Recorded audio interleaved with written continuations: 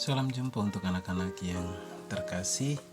Berjumpa lagi dengan Pak Guru Niko dalam Do Re Mi, Doa dan Renungan Misioner, edisi hari Rabu tanggal 28 April 2021. Baik anak-anak yang terkasih, mari kita luangkan waktu kita sejenak untuk mensyukuri rahmat Tuhan di dalam diri kita dengan berdoa dan mendengarkan sabda Tuhan.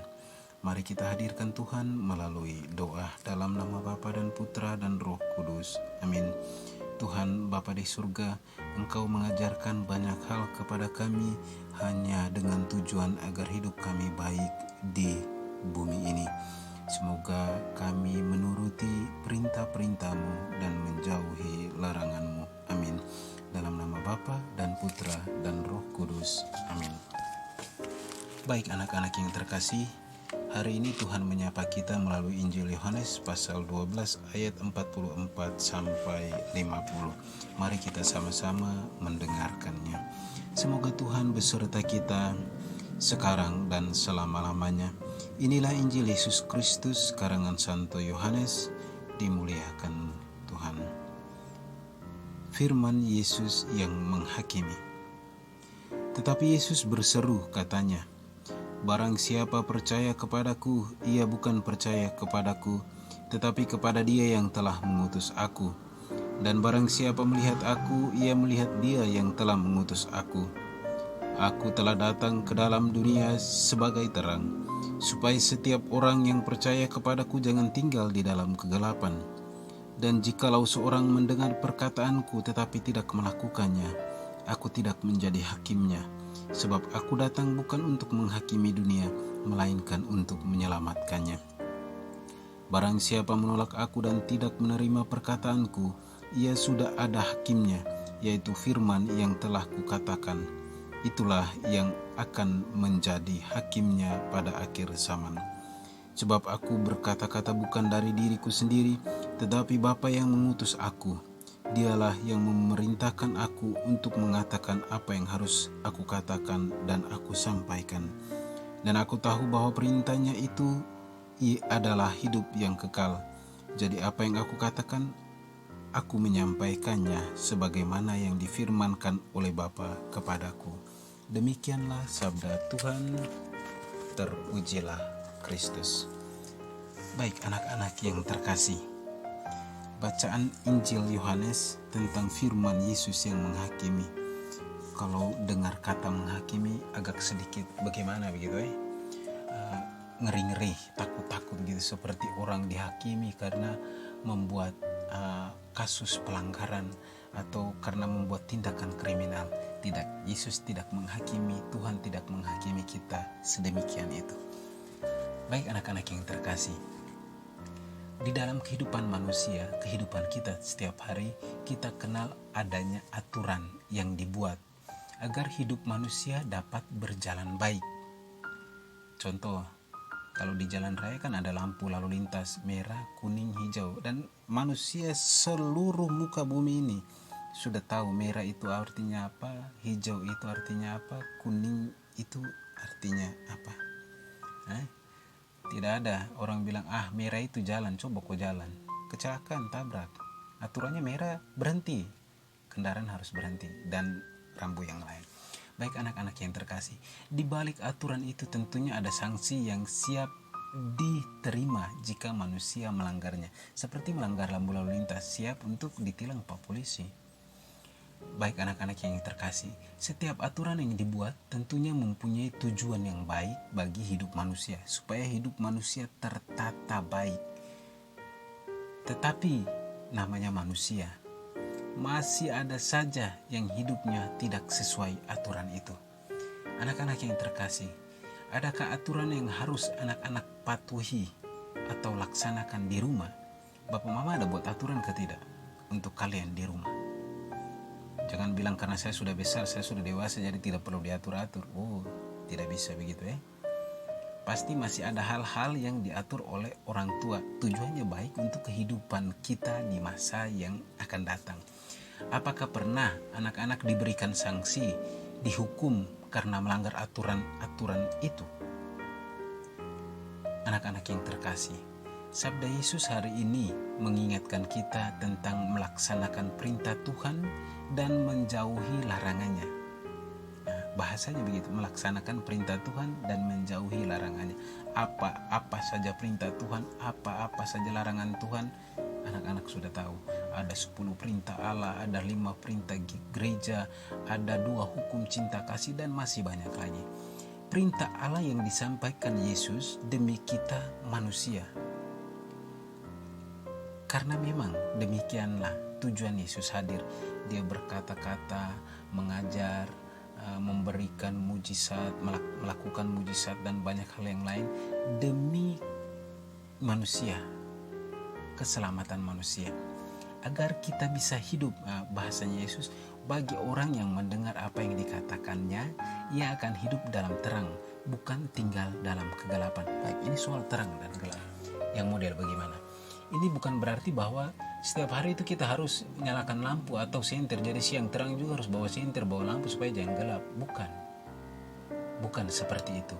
Hidup dalam terang diartikan sebagai perilaku hidup manusia yang seturut jalan Tuhan. Hidup baik, berkata baik, hidup baik, berkata baik, berkelakuan baik, bersikap baik. Sedangkan hidup dalam gelap dapat diartikan sebagai perilaku manusia yang hidup dalam lingkaran dosa.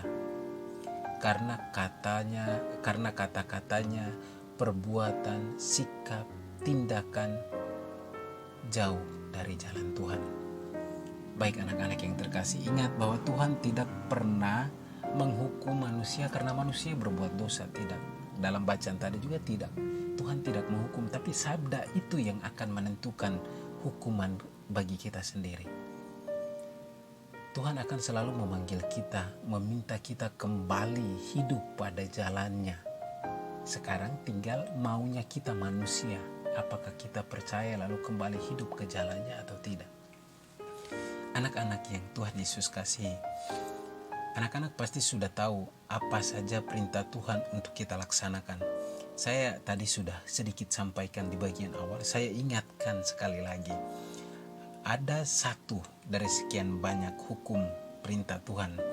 Ada satu yang Pak Guru ambil untuk anak-anak bisa ingat kembali, yaitu kasihilah Tuhan Allahmu dengan segenap hatimu dan dengan segenap akal budimu, dan kasihilah sesamamu manusia seperti dirimu sendiri. Apakah perintah yang satu ini kita jalankan dalam kehidupan kita? Tidak.